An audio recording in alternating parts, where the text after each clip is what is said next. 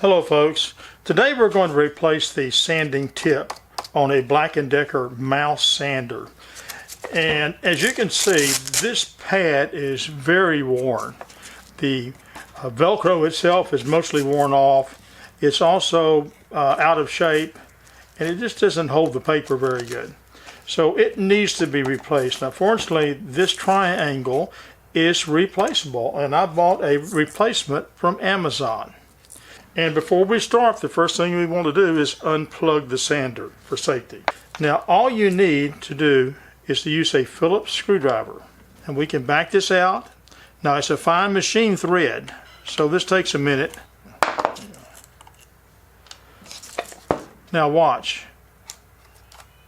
See these two ears here?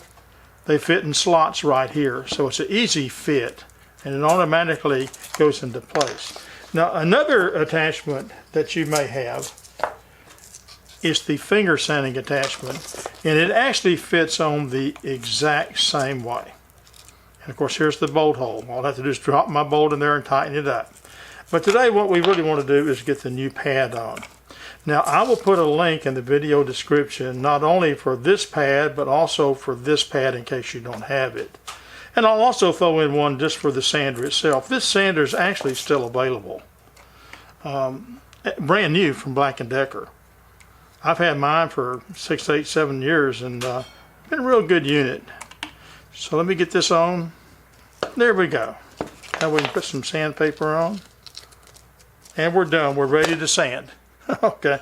So folks, until next time, thanks for watching.